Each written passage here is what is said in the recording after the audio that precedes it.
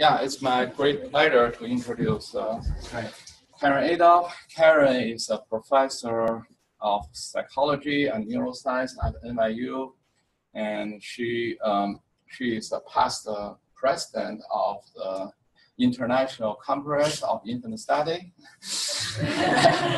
And also she's as you mentioned, she's the director of the data library. That is really a admirable field-changing effort. So it's an online forum for people to share data, to facilitate the team size, and also I think it's really changing the field by training young researchers really to use a new technology to do a better science in development field. I think this is really very important effort, and yeah, she's doing great work to really push the field to the really next level.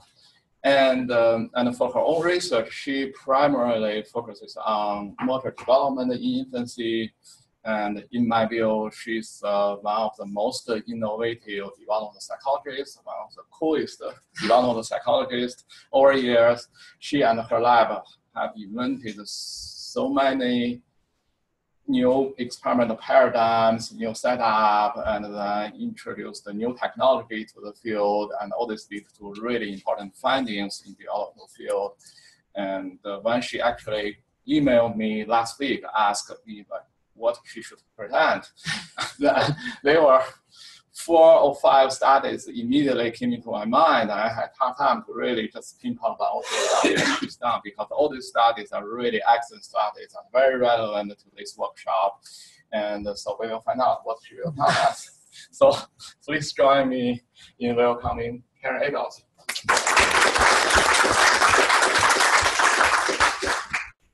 So I want to tell you how researchers have traditionally studied infant social exploration and infant walking. And I want to suggest some ways that head-mounted eye tracking can reveal what babies really see and what they really do. So, I study real-world applications, this whole thing. I study natural perception and action, and I want to argue that there's actually a tremendous cost to simplifying complex behaviors. So our theories depend on what methods we use to study development. And if the behavior we're interested in is really noisy and really complex, you really have 2 choices. You could constrain and simplify the behavior, but then risk losing sight of the thing you want to understand in the first place. Or you could measure behaviors in all their complexity and risk getting, lost in the noise. And I think that developmental research really illustrates the tension between biological validity and experimental control. Most infancy researchers rely on observations of really constrained behaviors in structured tasks. Sorry, what infants see? So as a field, we primarily use third-person camera views to infer where babies direct their visual attention. So we're not recording their visual exploration or their visual attention, we're inferring it. And remote eye tracking can record exactly where babies look, but it's on a computer screen. So remote eye tracking is recording where babies direct their visual attention while basically they're watching TV in a dark room. And why are we limited to third-person camera views and remote eye tracking? Well, because for a long time, those were the only technologies that were available. Now we have technologies to record where freely mobile infants are looking in the real world. So in collaboration with Positive Science, we innovated head-mounted eye tracking for freely mobile babies. So there's an eye camera that points in and records a video of the baby's eye movements, and a scene camera points out and records a video of the infant's field of view.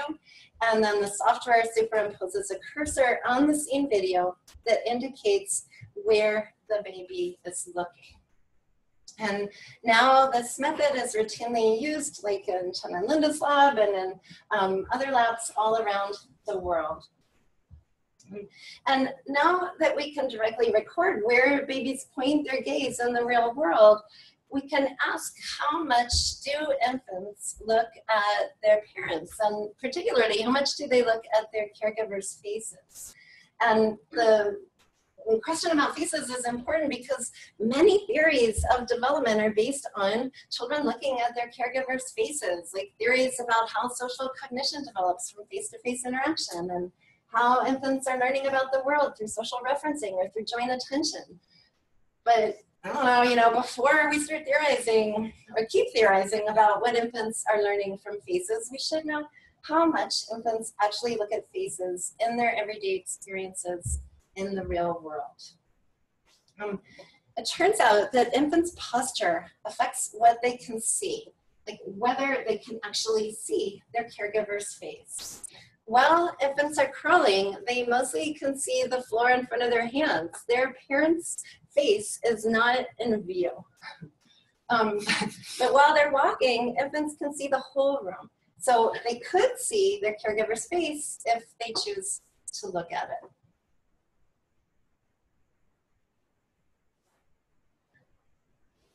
And these are actually the results in a nutshell. These schematics are drawn to scale, and they're showing the average field of view.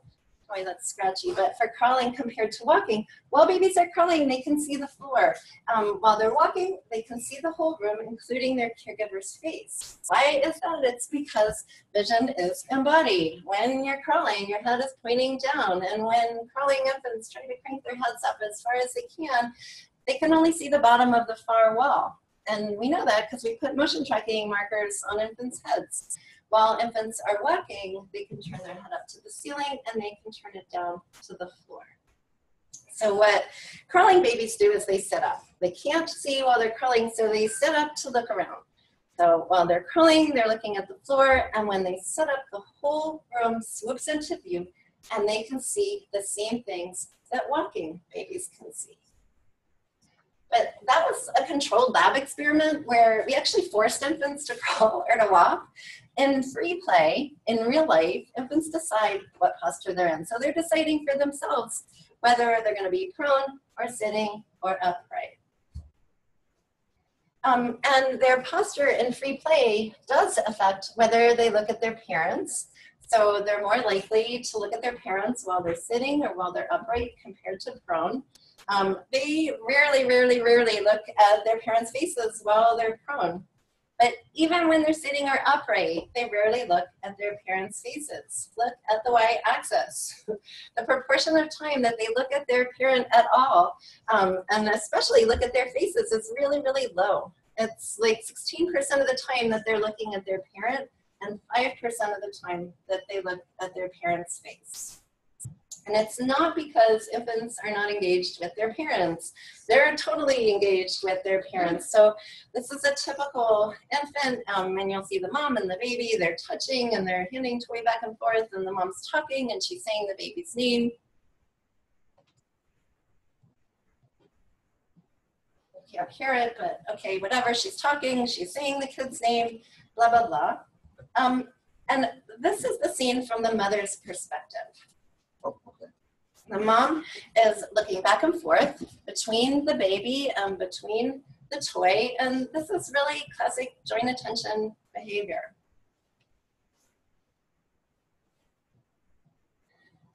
But this is the scene from the infant's perspective. The infant stays focused on the toy without a single look at the mother's face. The baby is just, looking around and looking at the toy. Now, decades ago, Eleanor Gibson pioneered studies of infants' behavior at the edge of a precipice. And she had a lot of, really good ideas about what infants see when they're approaching a drop-off. But she had no way of really measuring what they see from a third-person video.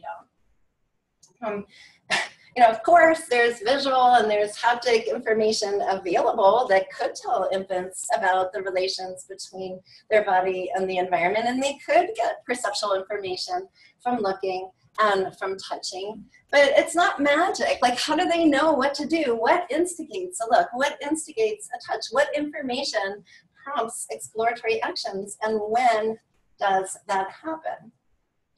So I think what we really need is the real-time process of information gathering, because perception and action play out in real time. They're not averaged over time. They're playing out in real time. So this is a typical trial of a 14-month-old walking infant on a 30-centimeter bridge. That's like pretty challenging kind of a bridge.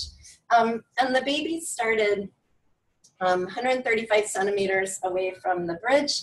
They quickly approach the bridge. If it's pretty challenging, they will explore at the edge, and if they decide to cross, they will cross very slowly, very carefully, and there's a parent at the other end who's like encouraging them to come, holding toys and snacks, and an experimenter who's following the infant to catch it if it starts to fall. This is the same clip. So now you can see where the babies are looking. So the baby's attention is mostly on the landing platform.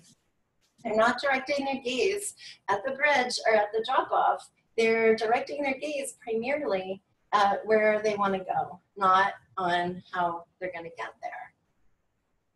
And this timeline is a visualization of that same video clip that I just showed you. So here's the baby crossing a 30-centimeter bridge, and all this stuff here is the exploratory activity before going on the bridge, and the stuff on the right is the behaviors while walking across the bridge. And this dark bar at the top is showing the infant's proximity to the bridge. So the darker the bar, the closer to the edge of the bridge, and when it goes black, that means the baby's little toes are touching the edge of the bridge. The blue bar is exploratory touching, and all the red and yellow and brown colors are where the baby is directing its gaze. So infants start walking as soon as the trial starts. Babies are never deciding whether to move. They're already in motion. And they're already looking at the landing platform. But they're only seeing the bridge and the periphery of their field of view. And this is normal. We first see obstacles in our path from casual glances from the periphery of our field of view. And if it's a wide bridge, that's it. The baby will just run straight across. But on narrower bridges, that casual glimpse from the periphery of the eye prompts visual attention to the obstacle on the path. But notice, this is a really quick glance. This is not a prolonged visual fixation. And then by now, the baby is really close to the edge. This dark gray means 15 centimeters away. And when infants reach the edge, if they were still uncertain, then they would engage in touching behaviors and maybe additional looking behaviors. The touches are prolonged engagements. Looking is really, really quick. And then they decide whether to cross. And while they're crossing, they actually keep their eyes, like on the landing platform. So they're like gymnasts on a balance beam. They're not looking down at the bridge beneath their feet. So there's some surprises. Most of the visual guidance while approaching the bridge is made out of brief glances. Same thing for crossing the bridge. And infants' visual attention is on the things that they're interested in, where they're going, not the path leading to the destination. This is one baby, but we saw this orderly sequential process, this kind of ramping up process in a whole sample of 14-month-old infants. By ramping up, I mean that less costly forms of information gathering, like just getting information from the periphery of your eye, instigate more costly forms of exploration, like actually having to turn your head and direct your gaze, which in turn elicit even more costly forms of exploration, like modifying gait and engaging in haptic exploration. So infants really use visual and haptic exploration very sparingly and very efficiently for planning and guiding locomotion. Yes? Has anybody tried having them walk across a narrow curved bridge? No, that would be just hard to build. We have not done a narrow curved bridge, but I think they have some things that will answer that. I'm just curious, the characterization of less costly and more costly, is there a way to sort of measure the cost that you guys explore? Like, how do you sort of quantify the cost? So one way we measure it is just in time and kind of in energy. Like, does the baby have to change what it's doing in any way, like move anything? And so that's one way of measuring costs.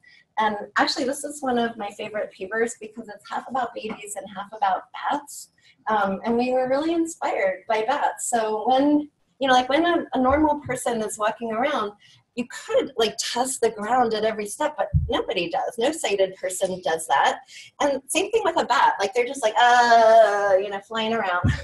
And if like some information pings back, they turn their ears and they start emitting like special high-pitched little bat cheeps, and then that allows them to narrow in. So like they don't fly around doing like everything at their disposal all the time. Like you only bring out the big guns when the earlier easy guns or whatever told you you need to do it. Keep going. No. Looking at the target creates the right kind of variant for navigation. So you have looming in the XY coordinates. Whereas if you look at the actual grids, that's a nightmare because every time you move your head, everything has to be recalibrated.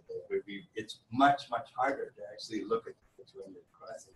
You really, the fixating the gaze on the other side is actually helping you. Yeah. Thank you. It's your Absolutely. control stick. Yes. One more quantifying question. Do you have a way of quantifying the information in the periphery? Does the field of view match the thought? I'm sure actual vision is broader, right? It's broader. So it's a narrow approximation of the field of view that we get on the camera. Yeah. Also, I'm just wondering about your characterization of the. But wait, but like everything that is important is always in this truncated field of view. It's just like they're not fixating on, the drop off, the bridge, it's like it's there in their field of view. Yeah. Sorry, Mir. So the looks at the bridge actually, they're not all that short. I mean, the first one was like 2.5 seconds or something, and then the next one was a second. So that's actually a long time in vision, for visual communication, even for information. So they probably get they get a decent amount of information. Yes, just relative to the other. Yes, relative to the other behaviors. And they're not, it's not that they're interested in it. It's just like, okay, narrow bridge. Now I'll touch. Do you know what the infant's visual acuity is, function of foveal or peripheral vision? Somebody does in this room, probably. I don't offhand. Look, a comment, and that is that they're using optic flow to guide a lot of what they're doing. And the strength of the flow is a function of the distance of the surface. So it's a bad idea to look where the surface is far away. If you're walking along the edge of the cliff, don't look over the cliff. Won't be any information. Look where the surfaces are near. I think that's what we're doing. Landing surfaces. Yes, okay, you guys, let me go. All right. So looking at the whole body activity, and what babies see depends on their posture. Regardless of their posture, they rarely look at their parent's face. And when infants direct their gaze at something depends on what happened just moments earlier, and then the consequences of looking at something determine what they're going to do next, like whether they'll touch or test positions or just go. All right, let me talk a little bit about what babies do.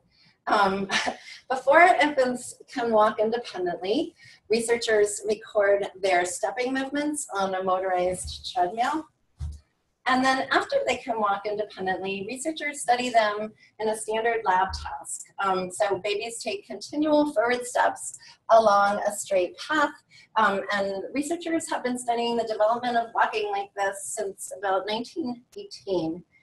In this case, the baby's walking over an instrumented walkway that's recording the timing and placement of each footstep.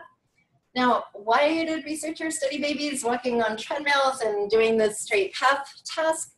One primary reason is because the technologies available required babies to move through a relatively small designated recording area. But there is a high cost to studying gait in the traditional lab task because babies don't want to take continual forward steps along a straight path. They want to do lots of other things, and they do lots of other things. So they trip and they fall and they stop and they swerve out of the recording area and they explore their diapers. And sometimes when they make it to the end of the mat, they do it, you know, not staying on the mat. So, you know, infants sometimes have other goals. And, you know, after 25 years or so of trying to convince infants to walk in straight paths and to walk over drop-offs, I finally thought to ask, how do infants really learn to walk? So we collected the first corpus of infants' real-world walking. This is a schematic drawing of my lab playroom, and that rectangle thing is an instrumented floor. And that's what infants walking really looks like. So that squiggly blue line is a typical path of a 13-month-old that's a new walker and 10 minutes of spontaneous activity. And it really looks nothing like the straight path task. So I'll show it to you a different way. Here's data from the standard straight path task, and here's data that are also collected on the pressure-sensitive floor, and so is this, and so is this. These squirrely, twisty, turning paths are how infants really walk when they're left to walk however and wherever they want. And it turns out that with a large instrumented floor, you can record and quantify natural gait, just like you would do in the traditional straight path task. So if the floor is instrumented, the babies just play, and then the floor records their footsteps, and the babies are just running around acting like babies. And then later you can process the behaviors and opportunistically measure their gait during natural walking. So same parameters, except it's for natural gait, real gait during real walking, instead of, you know, like coerced gait during the traditional straight path task. It turns out that a lot of natural walking is really about starting and stopping, not about continual walking. So this is a typical one-step bout. Did you see that? All right. And here's another one. It's just one step. And that's it. That's all the baby wants to do. Or 2 steps. Or 3 steps. You know, starting and stopping is really important for learning to walk. And in fact, short bouts are common across development. So for this data set, more than 30% of the bouts had only 1 or 2 or 3 steps. And all of these babies could take longer bouts, and they often did. But lots of the time, their walking is composed of 1 or 2 or 3 steps. And here's the thing, bouts with only 1 or 2 or 3 steps are all about starting and stopping. They are not about continual walking. It's nothing like walking on a treadmill. And the story gets more tangled because most of infants' bouts contain steps that are not forward. Their steps are omnidirectional. Their bouts include forward and backward and sideways steps. So let me show it to you at half speed so you can see what I mean. So this baby takes 2 sideways steps, and then 3 forward steps, and then 1 step, we don't know what that was, and then 2 backward steps. And here's a long 21-step bout that's only 50% composed of forward steps. Babies take omnidirectional steps, steps in every direction. Most bouts contain omnidirectional, not only forward steps. Less than 20% of their bouts are all forward steps. Most of their bouts have a mix of forward and non-forward steps, and 25% have no forward steps in them at all. That's true regardless of bout length. It's rare that they're all forward steps, and it's true across development. That means omnidirectional stepping, it's not a characteristic of poor walking skill. They're not like stepping backward because they lost balance. This is just how babies walk. They do it from their first week of walking, and they're doing it 9 months later when walking skill is at asymptote. Right. Yes? You don't think that part of it is equilibrium and adjusting? Part of it is staying up and adjusting posture? And no, because they do it across development. At 9 months after walk onset, like from there, their gait is like almost like mature like an adult. What do we do? Same thing. Well, nobody knows, but we only get studied walking on treadmills, mostly for adults. Because we're too big to even do overgrown.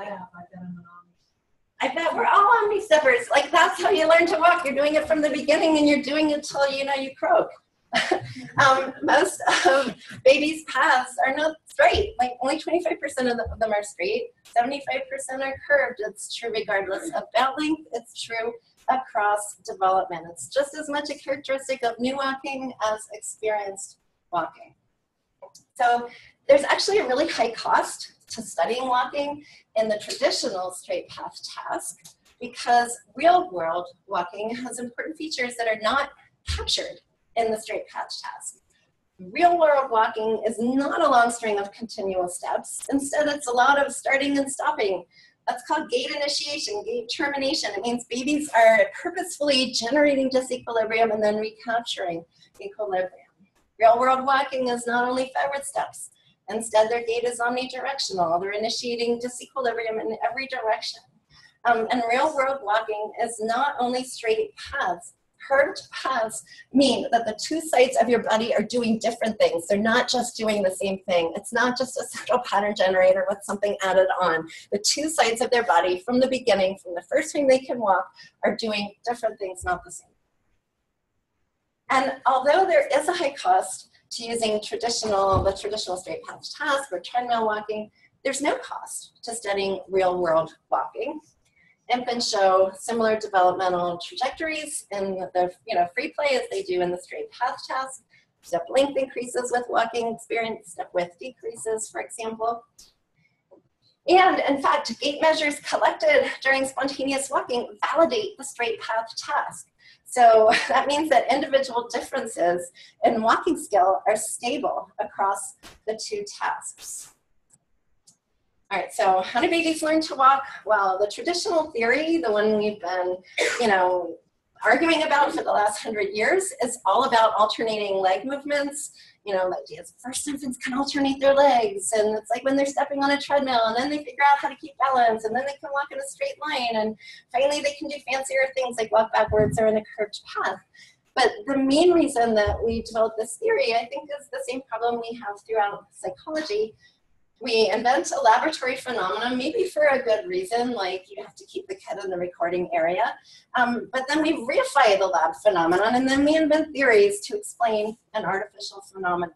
Because this is how babies really learn to walk. It has nothing to do with walking in a straight line. It has nothing to do with purely alternating your legs. They're taking omnidirectional, curvy steps from the start. But all of this stuff is still like, why then do they do it? All right, so if you take the baby off the raised walkway where you impose a goal and you put an obstacle in their path, why do babies do locomotor exploration when you leave them on their own? Why does a stationary baby who can walk decide to initiate a bout of steps? And the common sense view, which is the assumption that's been stated by anyone who's even thought about it for a minute, is that babies walk to get to a destination that they saw while they were stationary. So it's like a stationary baby sees a really interesting person, place or thing, and then walks to get to that thing. Kind of like us, or maybe, like in your mind, you think about the bathroom and then you walk to go to the bathroom or whatever. Here's what a destination-driven bout would look like. So there's a stationary baby, and this baby sees a rattle ball and then walks to the rattle ball. So this baby walks to his target and gets the rattle ball. He's stationary right now. He sees the rattle ball, and then when he initiates the bout, it's to go and get the thing that he saw while stationary. It turns out destination-driven bouts are really pretty rare. It's like 18% of all the times that a baby who can walk will walk. Sometimes babies do a kind of interesting thing. So while they're stationary, they're looking at whatever, but then they start walking and they end up at a target that they never looked at while they were stationary. And we call these discovery bouts because the babies are actually discovering an interesting destination while they're already walking. So the destination didn't instigate the bout. It was just something that the kid figured out, while they were walking. So here's the stationary baby, not always walking, looking at whatever, just walking, sees that, saxophone. But then while walking, finally discovers the xylophone, something that he hadn't seen earlier, and then goes to that destination. Turns out discovery bouts are only 10% of infants' walking bouts. Most of babies' bouts don't involve a destination at all. So while they're stationary, they're looking at things. Then they start walking, and they basically just stop in the middle of the room. They aren't going toward any recognizable destination. It's like they're moving to move. So here's what it looks like. Stationary baby looking at stuff, and then starts walking, and then just stops walking and is looking at whatever. Yeah. The statistical properties of movement of the walker match the statistical properties of crawling before they're walking? What kind of statistical properties? Or just the movement patterns that you can describe. New walkers walk like 3 times more than experienced crawlers crawl. So yeah, more, there's more of it. Patterns of movement. Walking bouts tend to be like long bouts tend to be, longer bouts tend to happen for walkers. The average bout length is the same, but really long bouts that have like over 100 steps are pretty much reserved for walkers. So there's differences in how they move, and there's differences in how they stop when they stop moving. And yeah, anyway, all right. So we figured if infants don't typically walk to get to a destination, then they should walk if we removed all the recognizable destinations. So we compared infants walking in a room filled with like sort of locomotor toys, things like strollers that are designed to be used while you're locomoting, versus a totally empty room with nothing. And the caregiver sat in a chair in the corner of the room, so there was nothing to play with and no one to play with. And it turns out babies, well, they don't need any destination at all. So this is a typical baby in the toy-filled room, and the babies played with the toys on about 75% of their bouts, so they like the toys. And here's a typical baby in the empty room, and there's no toys, and the babies walk the same amount. They move the same amount. Okay, so they walk just as much in a room filled with toys, or an empty room, as they do in a room filled with toys. They spend the same amount of time in motion. They take the same number of walking bouts. They take the same number of steps overall. They travel the same overall distance. What does differ is where the babies go. So in a room filled with toys, infants spend less time near their mother, and they explore more of the room. And you can see it really clearly in these individual plots of infants' paths. So the red graphs are the babies in the toy-filled room, and the blue graphs are the babies in the room with no toys. And the big graphs are just the median baby, and the green dot is the mom, and then the graphs are ordered in terms of how much of the room the infants explored. And in the room with no toys, the blue graphs, the mom is the most interesting thing. So the babies walked a lot, but mostly in one place, and they stayed closer to their mother. In the room with the locomotor toys, the infants also walked a lot, but their mom was not especially interesting, and so they explored the whole space. So, why do researchers choose to do highly structured lab tasks over the real world? Well, one reason is that we're really comfortable with traditional lab tasks. In many cases, we have limited recording methods, and sometimes we just have a real failure of imagination. But I think the cost of oversimplifying complex behaviors is that we can lose sight of the phenomenon that we want to study. And in developmental psychology in particular, our over-reliance on laboratory tasks has led to erroneous and really superfluous theories about infant development. And I want to end with a word about tools, because I know we're going to be talking about that later. So DataView is a free and flexible video coding tool. It was developed by behavioral researchers for behavioral researchers, and users are completely free to code their data however they want. There's a complete user guide, free tech support. It runs across platforms, and it's free and open source. And it has a bunch of features that make it nice and easy to use. So there's a movie viewer that can be sized however you like, and it can play one movie or several movies simultaneously. And there's a data viewer controller for moving through the video, fast forward or slow motion or frame by frame or any speed that you want. and track bars to scrub through the video, keys to loop back through the video, watch particular events over and over, lock in on an event. And then the spreadsheet can be designed completely to the user's specifications. So you can create columns to group codes together. The cells contain categorical codes, onset and offset times of events, and all of these features can be placed wherever you like them on the screen. And it is, completely flexible and agnostic about what and how people code their data. There's a powerful scripting language that you can use to check for errors, to check into observer reliability, to control the format for export, for importing, and for doing manipulations on codes or on columns of codes and whatnot. And so one way to code fixations is to code each look over a period of time. So imagine you want to score fixations to the mom and to toys and to other stuff, missing data. So you could blow up the video of the baby's eye track, and then you'd start coding, and you would be coding frame by frame. So asking, is the crosshair on the toy? Is the crosshair on the baby? Is the crosshair on something else? Is the crosshair off the screen? And you can see the coder's hand jogging through the video. So all the speed of the video playback is controlled with just small fingertip motions on the numpad. And then soon you'd have a column of fixations in the data view spreadsheet, and lots of data view spreadsheets, and all of this can be exported for analyses.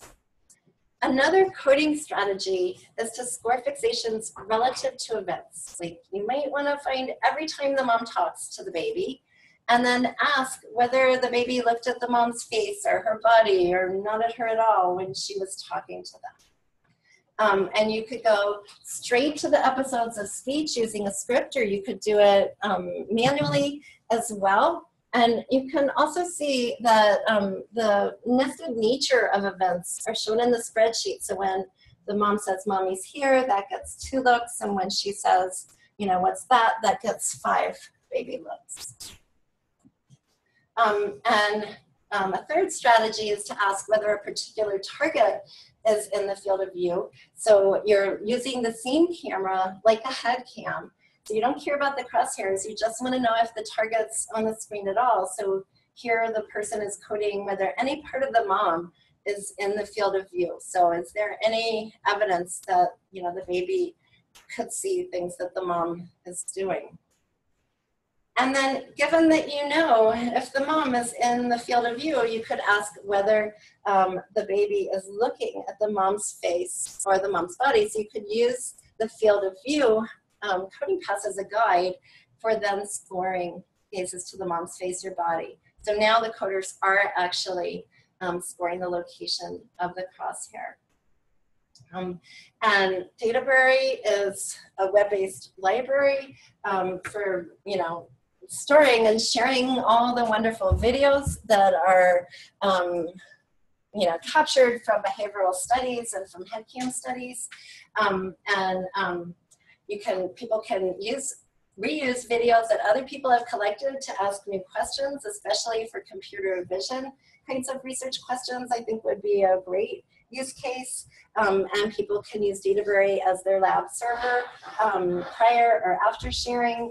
People can find video clips to use in teaching, and they can explore methods and confirm findings and just get inspired, and it will preserve people's work in perpetuity. So.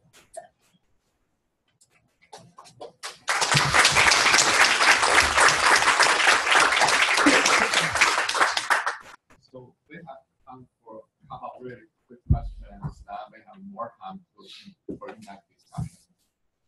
Yeah. So it's totally fascinating. But one thing as you're talking, I was thinking that, so your focus is on cognitive event, whereas for the baby, there's the motor calibration problem, so that every day you're a different size, and your motor system isn't very tuned up. And so I just wondered, a whole another research program would be have a dynamic baby model where you try to intuit what's the control program that's governing Even development, my and you dear, might find a lot of your that trajectory. is my primary research program. But I was talking about the Himalayan. Yeah. Absolutely agree with you. But a lot of the All variants about would be it, a like, part my of the changing body and the changing environment. Totally, 100% agree.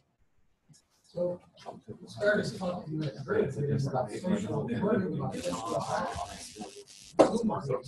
I'm looking at the other space, but they don't do that. What does that say about learning social interaction? You know, I don't really know. It's not my area. So I feel like pretty dispassionate about it. I really feel like, seriously guys, are we gonna keep doing this like whole, I can't tell you how much of infancy research is really, you know, assuming this like primary role of face-to-face interactions. I was showing you babies freely moving in a playroom where there's toys and spaces competing for their attention.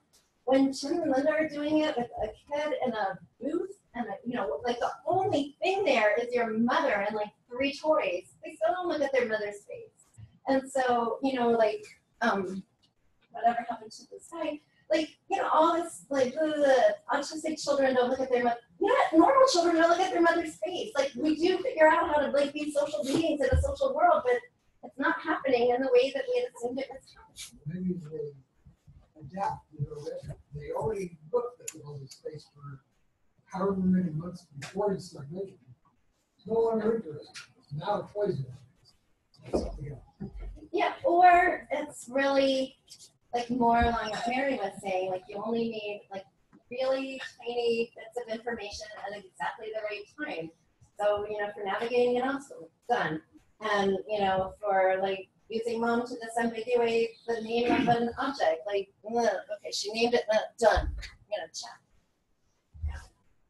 Yeah, we don't know how to pause behavior to, you know, what has to be done and how much time he's been doing it. Yeah. So there isn't a sort of wrap. Yeah. Okay, thanks, Karen.